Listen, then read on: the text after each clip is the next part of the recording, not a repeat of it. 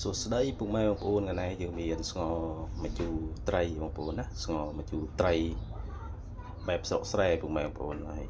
ជាដំបូងយើងមានត្រីដែងបងប្អូនយើងធ្វើឲ្យស្អាតមកជាមួយនឹងគ្រឿងផ្សំដូចជាមានរំដេងស្លឹកក្រូចជាមួយនឹងក្តិបអំពិលរះប្រូវអីចឹងទៅហើយយើងក៏ដាំទឹកឲ្យពុះបងប្អូនចំពោះទឹកគេដាក់មកល្មមពុកម៉ែបងប្អូនហើយយើងដាក់ជាមួយស្លឹកគ្រៃរំដេងស្លឹកក្រូចចូលមកដើម្បីឲ្យវាមានរសជាតិកាត់ឆ្អាបចឹងពុកម៉ែបងប្អូននេះជាដុំស៊ុបខ្នុរបងប្អូនយើងដាក់ឲ្យវារសជាតិកាន់តែដិតដាក់មកជូរអំពិលខ្ចីយើងគឺវាជូរស្រស់បងប្អូនណាកាត់ល្អ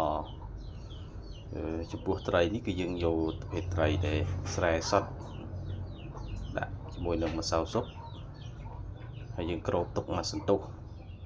អញ្ចឹងពុកម៉ែបងប្អូនឃើញថាទឹកពុះល្អហើយយើងដាក់ជាមួយនឹងត្រីយើងទៅត្រីដែលយើងធ្វើស្អាតហើយអញ្ចឹងបងប្អូនហើយត្រីដែងគឺជាត្រីដែងស្រែយើងគឺវាអត់អីទេពុកម៉ែបងប្អូនបើអ្នកចូលចិត្តគឺឆ្ងាញ់ជាតិតែម្ដងអញ្ចឹងណាបងប្អូនហើយ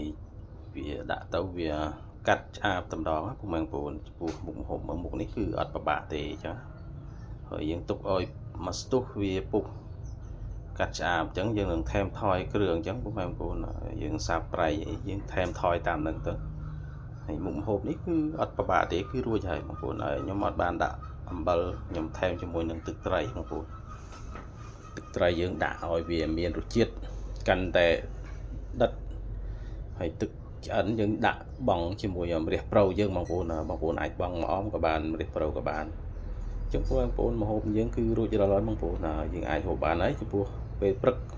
ពេលល្ងាចអីចឹងបាយក្តៅចឹងពុកម៉ែបងប្អូនហើយមុខម្ហូបនេះគឺបានហើយបងប្អូនយើងអាចដួសហូបបានហើយក្តៅបងប្អូនអ្នកស្រុកស្រែយើងគឺដឹងតែចូលចិត្តហើយអ្នកធ្លាប់កាលពីរស់នៅពីទូចមិញខ្ញុំចូលចិត្តណាម្ហូបបែបនេះអរគុណបងប្អូនចំពោះតាមដានវីដេអូរបស់ខ្ញុំជួយ like ជួយ share ម្នាក់មួយផងដើម្បីឲ្យខ្ញុំមានកម្លាំងចិត្តធ្វើវីដេអូបន្ថែមទៀតចែកជូនពុកម៉ែបងប្អូនទស្សនាកម្សាន្តអារម្មណ៍ពេលសម្រាកពីការងារបងប្អូនអរគុណបាយជម្រាបលាសុខសប្បាយហូបបាយទាំងអស់គ្នាអរគុណ